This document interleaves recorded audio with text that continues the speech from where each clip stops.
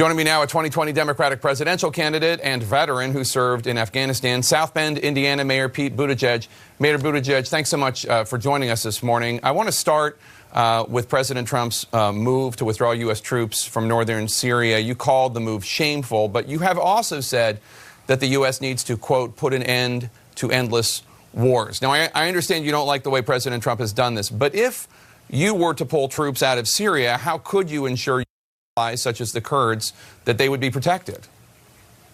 That's just the point. Putting an end to endless war doesn't mean ending American engagement around the world. Often it means making sure we do our part to stabilize or help keep the peace so that full-blown conflicts don't break out. But look at what's happened here. This isn't even a strategy or a policy. It is the president systematically destroying American alliances and American values, and that makes America worse off. Look, the 21st century is going to be filled with these kinds of messy, asymmetric conflicts. And we need to make sure that the U.S. is in a position to defend our interests and to live up to our obligations to our allies.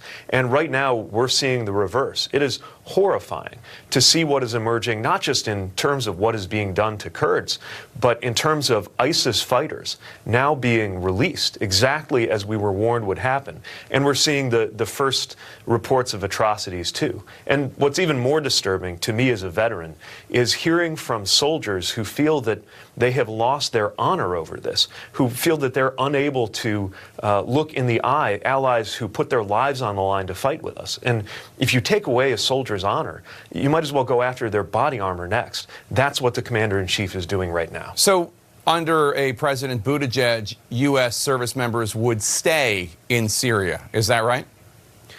If that's what's needed in order to protect American interests and avoid a repeat of ISIS emerging, sure. Think about it this way. It's very clear that the way for us to get out of an open-ended open conflict with ground troops forever in Afghanistan is to reposition and end up only with a very limited special operations and intelligence presence. That's exactly what we had in Syria, and the president is pulling it out for no clear or good reason in a way that is not going to serve American interests, especially not with ISIS fighters now being liberated as a consequence of these militias being betrayed. The Syrian Democratic Forces are calling on the U.S. government to intervene and stop these Turkish attacks against them in northern Syria. Reports from the region suggest that Turkey is even bracketing U.S. forces with artillery. If you were commander-in-chief, would you be willing to threaten or even use military force against Turkey, a NATO ally, to protect the Kurds? If I were commander-in-chief, we never would have allowed this situation to emerge in the first place. And this is also an example of how the total lack of leadership from the White House has caused not only our strategic adversaries like Russia or in many ways China to be able to do things that they wouldn't have if we were showing more leadership, but also our allies. You look at the behavior of Saudi Arabia. You look at the behavior of Turkey, which is supposed to be a NATO ally. And clearly, when the president green lights bad behavior, that's exactly what you get. As an ally, we have leverage, and we could have stopped this. Indeed, we were stopping this until the president made this reckless choice for no clear reason. That is undermining American credibility. And one more thing that's happening is it's undermining the idea that America has a leadership role. Under this president, America is being turned into just another country out there scrapping for advantage, not showing leadership, not in an exceptional position to shape outcomes around the world. And the consequences of that are terrible, both for American values and for American interests. Let's turn to the House impeachment probe. A new poll this week shows that nearly 6 in 10 Americans think that the future of President Trump's presidency should be decided at the ballot box next November and not through the impeachment process, 58% at the ballot box. Given how close we are to a presidential election, how would you explain to the majority of Americans why they shouldn't get to be the ones to decide the future of Trump's presidency? Well, there's also a majority of Americans who support impeachment and removal. Look, this is not something you can do by poll. This is a constitutional process to protect the integrity of the presidency itself. It's not just about holding Donald Trump accountable for abuses of power. It's about making sure that a future president, 10 years or 100 years from now, looks back at this moment and draws the lesson that nobody is above the law. And at a moment like that, public opinion is just going to have to follow the lead of the Constitution instead of the other way around.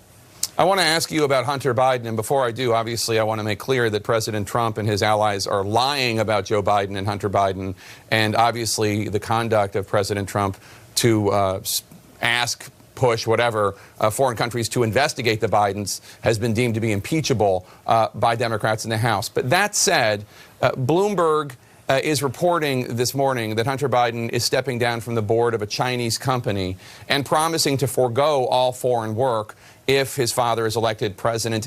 Is that not a tacit acknowledgement from Hunter Biden, if not the Biden campaign, that there was at least an appearance of a conflict of interest issue here that was valid? I think it demonstrates the difference in standards relative to the White House. I mean, here you have Hunter Biden stepping down from a position in order to make sure, even though there's been no accusation of wrongdoing, doing something just to make sure there's not even the appearance of a conflict of interest. While in the White House, the President of the United States is a walking conflict of interest. You got family members, you want to talk about family members? In the White House right now, you got Ivanka Trump benefiting from patents from the Chinese. You got the President's son-in-law texting with Mohammed bin Salman, the Crown Prince of Saudi Arabia, while meanwhile the President's sons go around the world pretending like the fact that their father is the President of the United States has no impact on the international business dealings that they do. We don't even know whether Trump financial interest in Turkey contributed to the decision to betray American allies and American values. And they want to talk about conflicts of interest. It is a radically different standard, and we cannot allow this president to be able to change the subject, especially with unfounded allegations. Your 2020 opponent, Beto O'Rourke, said at the CNN Forum on LGBTQ rights on Thursday night that he thinks religious institutions that do not hire or provide services to LGBTQ people, such as charities or colleges, even churches, that they should lose their tax-exempt status. Do you agree with that? I agree that anti-discrimination law ought to be applied to all institutions, but the idea that you're going to strip churches of their tax-exempt status if they haven't found their way toward blessing same-sex marriage, I'm not sure he understood the implications of what he was saying. I mean, that means going to war not only with churches, but I would think with mosques and a lot of organizations that may not have the same view of various religious principles that I do, but also, because of the separation of church and state, are acknowledged as nonprofits in this country. So if we want to talk about anti-discrimination law for a school or an organization, absolutely. They should not be able to discriminate. But going after the tax exemption of churches, Islamic centers, or other religious facilities in this country, I think that's just going to deepen the divisions that we're already experiencing at a moment when we're actually seeing more and more people, motivated often by compassion and by people they love, moving in the right direction on LGBTQ rights, which is obviously extremely important to me personally. Mayor Pete Buttigieg, thanks so much for your time today. We appreciate it. Thanks for having me.